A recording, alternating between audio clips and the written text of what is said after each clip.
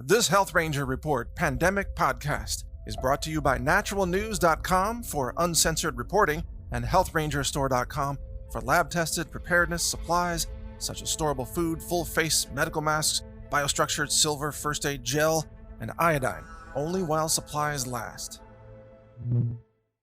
This is one of the most important updates in a while at pandemic.news. Thank you for joining me. Mike Adams here, the Health Ranger, publisher of not only pandemic.news, but naturalnews.com. We're going to look at today why President Trump will soon have no choice but to declare a national emergency of some kind and bring down very strict limits on domestic travel, which means essentially what I've been calling medical martial law, shutting down most domestic air travel routes, as well as running armed roadside checkpoints in and out of cities. Some cities you could say they'll be under quarantine. Highways will have checkpoints, blockades, a lot of restrictions on travel across America. And I'm here to tell you that Trump has no choice. He will have to do it. And here's why.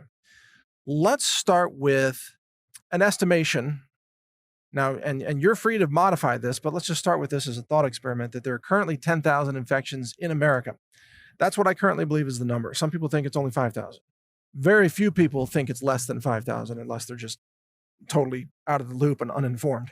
But let's say it's 10,000, and we can modify it later. But if the virus doubles every week, and the current estimates are that it doubles the number of infected people about every 3.5 days, which is half a week. But let's take the better case that it only doubles once a week instead of twice a week, okay? Then if the virus is unrestrained in its replication, that is, if there is not any kind of strict quarantine scheme that's rolled out or strict isolation measures, then the virus doubles every week.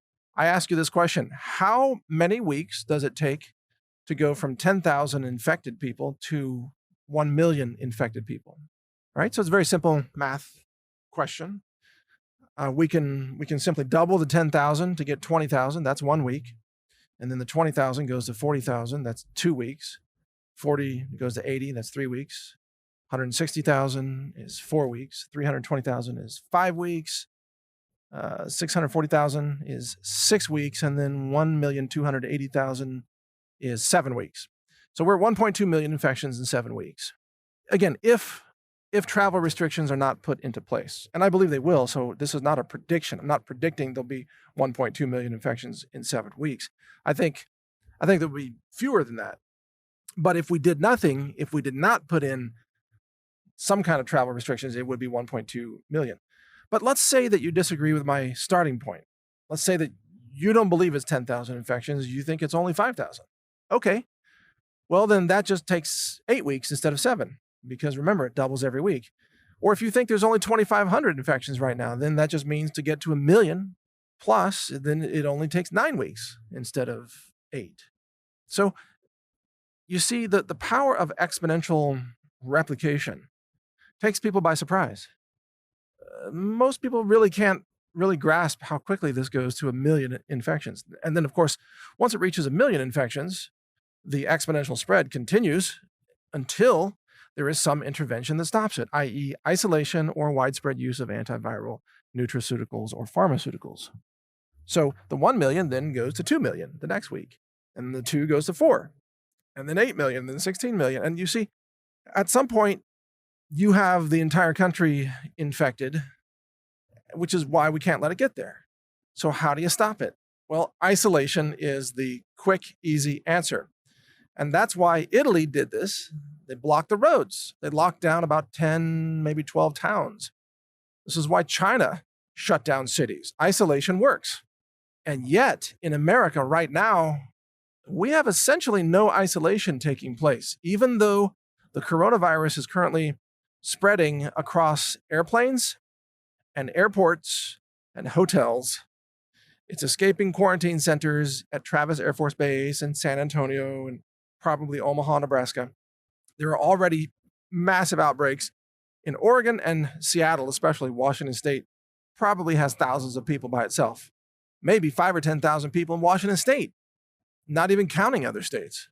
But the point is, until we stop sharing the germs, so to speak, the germs will continue to spread.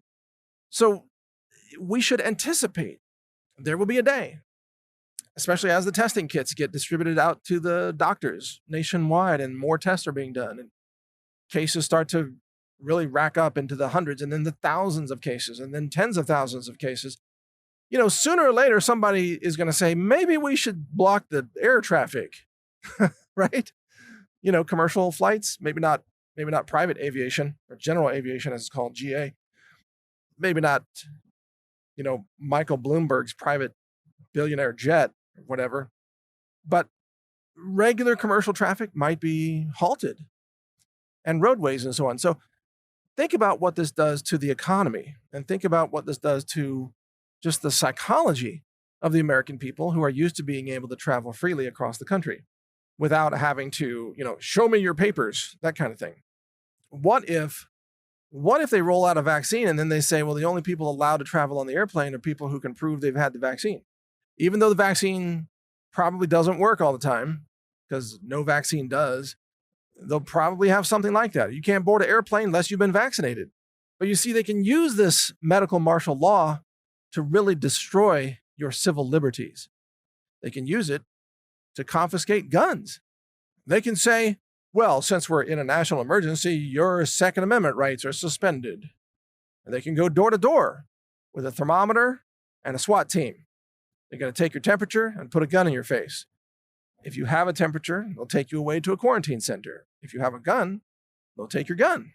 You see, that kind of scenario may be coming. We hope not, but there are only 3 ways that this thing stops. Only 3 ways. Number 1 is isolation. Number 2 is if everybody starts taking antivirals like spirulina and licorice root, vitamin D, zinc, and all these, selenium, all these things that have antiviral type of profiles. Maybe not proven against coronavirus, but against other various pathogens, well documented. And the 3rd way this stops is if it just burns through the whole population and kills maybe 10%, and the other 90% survive and are immune. So that's the 3rd way. There is no other way this stops. And it's bizarre that there are individuals still out there who think that this will go away on its own, as if the virus changes its mind. Well, trust me, the virus isn't changing its mind because it has no mind. The virus isn't going to just fade away on its own because you want it to. It doesn't work that way. In fact, the virus is feeding on humans. It's replicating in human cells and eating you from the inside out, starting with your lungs typically, but not stopping there. This is not going to be stopped except by the 3 methods that I already mentioned. Again, number 1 is isolation, which is quarantines and medical martial law and shutting down air traffic and all that. Shutting down commuters, shutting down subway systems and shared buses and railways and elevators. An elevator can spread the virus. Shared spaces are where this spreads. So isolation and then antivirals, or the default option, just having it burn through the whole population and kill off a bunch of people. And anybody who's left alive is that's the new, surviving representation of the human species. So that's it. There is no other way this stops, at least not in the near term. You might say, oh, well, what about a vaccine? What if they come up with a miraculous vaccine? Okay, well, that's 18 months away, and it's very unlikely to be effective because of what we already know about the vaccine for SARS. That vaccine was a disaster. Yeah, it cured the first infection or blocked you from being infected, but then the second infection you got, that was fatal. It actually heightened the kind of the boomerang effect of your immune system, causing you to be killed by your own cytokine storm upon receiving a secondary infection. So we may never have a vaccine that works for this. There might be antiviral drugs that work. That's certainly a possibility. But we know there are antiviral herbs and superfoods and natural medicines that work.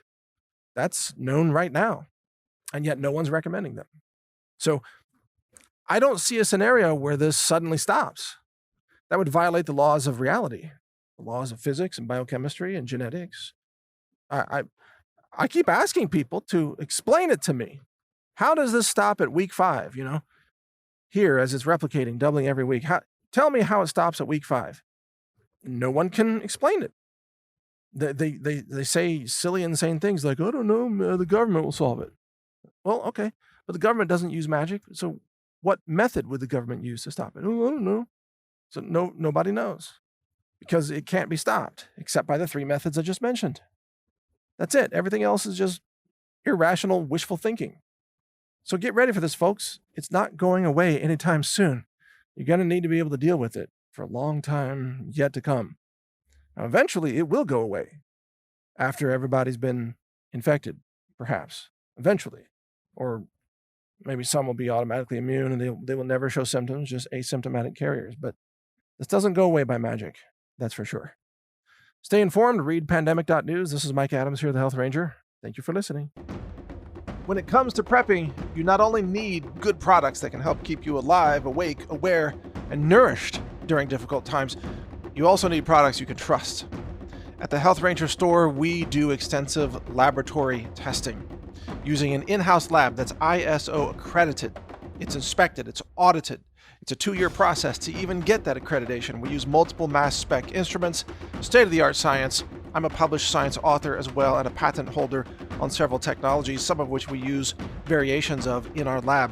The purpose of this lab is to help you make sure you get clean foods, superfoods, storable foods for emergency preparedness and survival use. We have a certified organic lab-tested, what's called Ranger Bucket collection of storable foods with some survival gear in the buckets to help you even boil water and cook those foods and so on. It's a fantastic product. We can barely keep it in stock even during normal times. In a crisis, we'll be wiped out of this product because it actually takes us a lot of time to make those products. But if they're in stock, you can get them now at healthrangerstore.com/prepwithmike.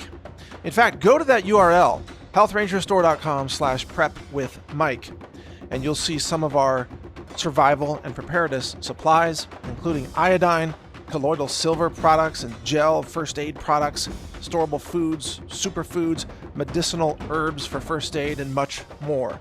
We have a lot of products for you to help you be self-reliant, to be safe, to survive difficult circumstances, natural disasters, and all kinds of things. If you want to get prepared, do it with us at the Health Ranger store so that you know you're getting safe, clean, laboratory-verified preparedness foods, supplements, and other related products. Again, the URL is healthrangerstore.com/prepwithmike. All one word, no spaces. Prep with Mike. I'm Mike Adams. Thank you for your support. Thank you for watching. If you want to support our mission, visit us at healthrangerstore.com for the world's largest selection of lab-verified superfood and nutritional products for healthy living. It's at healthrangerstore.com.